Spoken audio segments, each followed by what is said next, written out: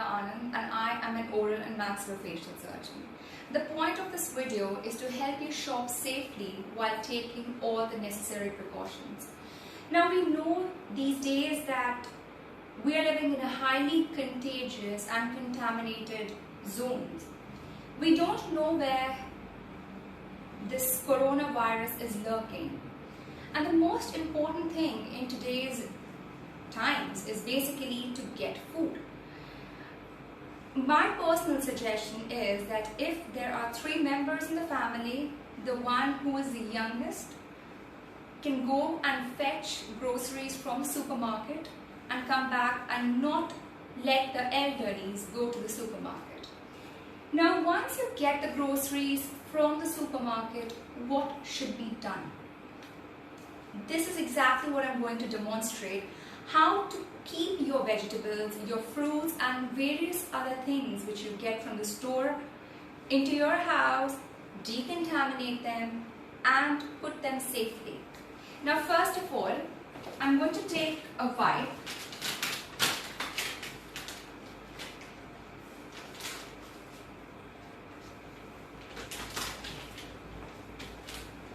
and I'm going to take any disinfectant. CDC tells that you can take any disinfectant provided it has ethanol above 70% of the content. So I'm going to saturate this wipe completely. Now while this wipe has got saturated, I'm going to clean this table. Wherever you want to keep the groceries, please clean your table completely.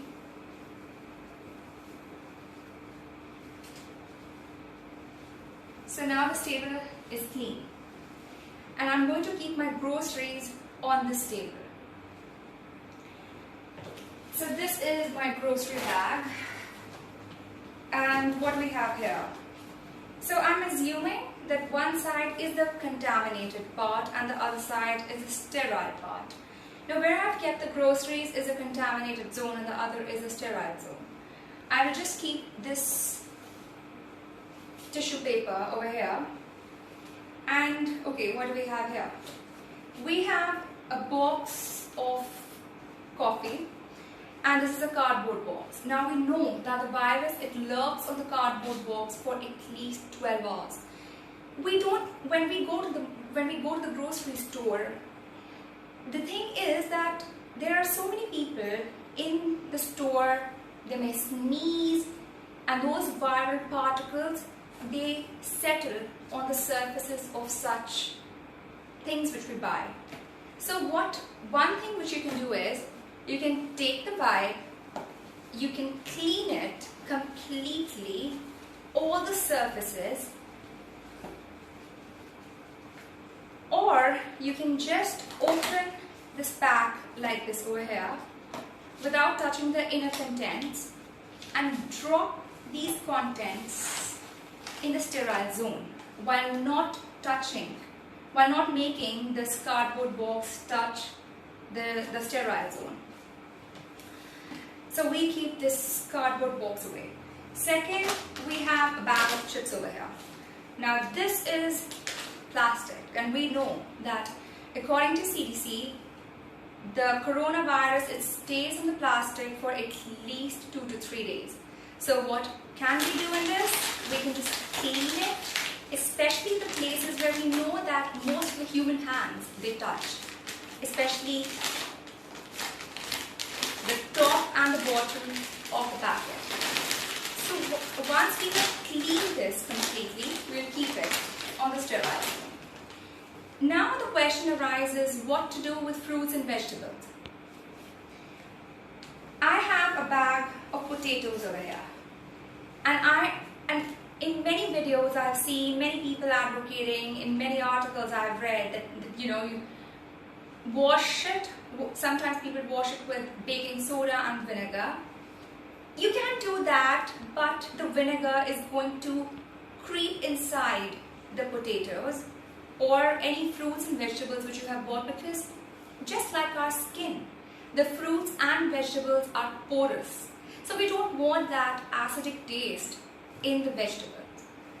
I have seen a lot of people taking the potatoes, peeling them, because they feel that, keeping fruits and vegetables cut and peeled in advance can help them save time. Definitely it can save time, but not for many days.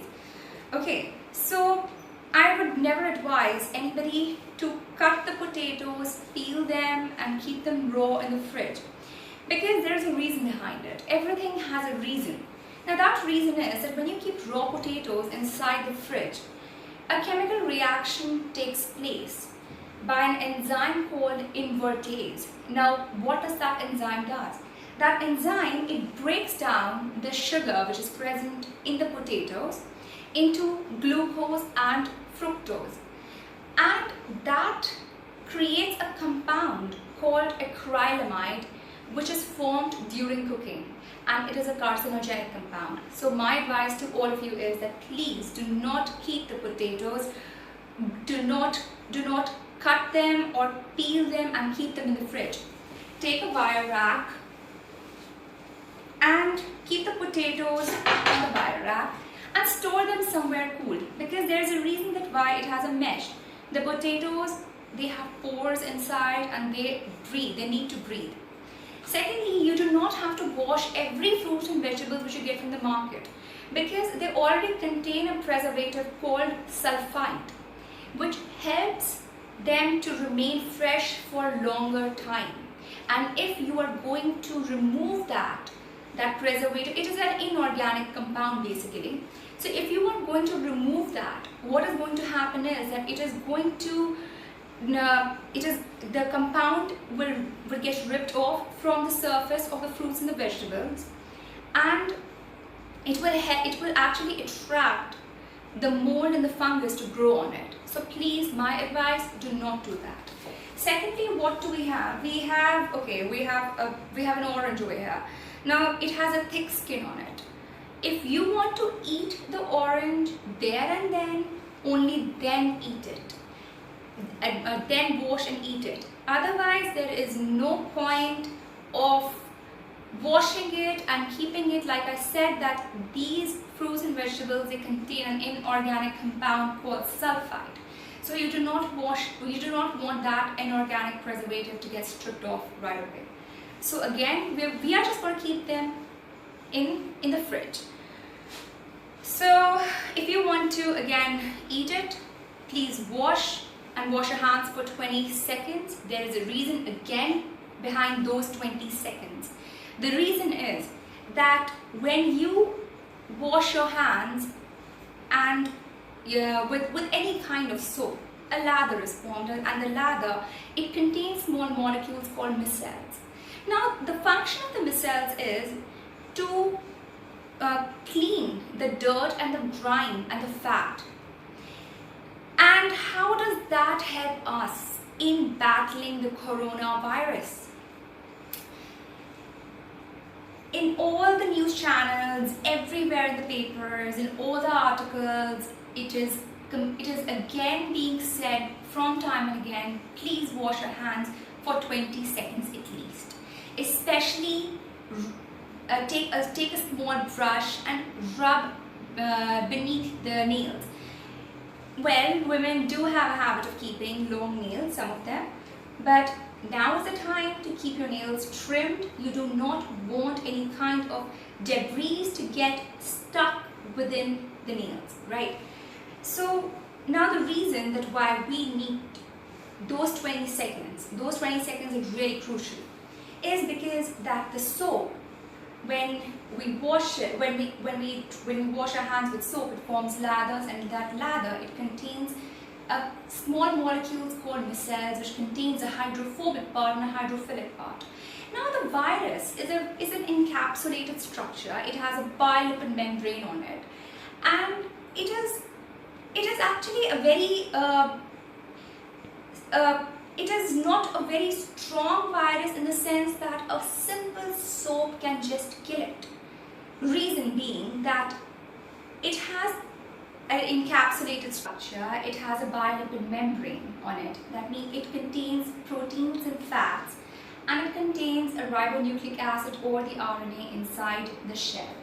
It is basically made up of three compounds, the RNA, the fat, and So what does a soap does is basically that the hydrophilic part, it gets attached to the lipid, and it just breaks down the virus like a pack of cards, because the proteins and the fat, they are glued together with in scientific terms I would call a covalent bond. But essentially what does the soap does, it deglues it.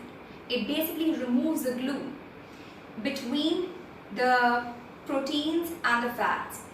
And when we wash our hands, what that does, it strips off the covering of the virus. Now the virus is just left with an RNA. So basically it is non-viable. It cannot live. It cannot live on inorganic surfaces. It needs an organic surface to live. And with water, it just washes away. So it is like the simplest form of disinfection which you can do. So my advice to all of you is that to please wash your hands for 20 seconds minimum, at least till the elbows, when we are in when we are doing our surgeries. Before that, at least we scrub for 5 minutes. Clean every crevice of your hands, especially under the nails, and follow the most and the basic instruction. Keep 6 feet distance. If you have to go out, if it is inevitable and you cannot get the groceries at your place, so you have to go out. But if you are not going out, stay inside, stay with the family members, keep each other safe. That is my advice to all of you. Thank you.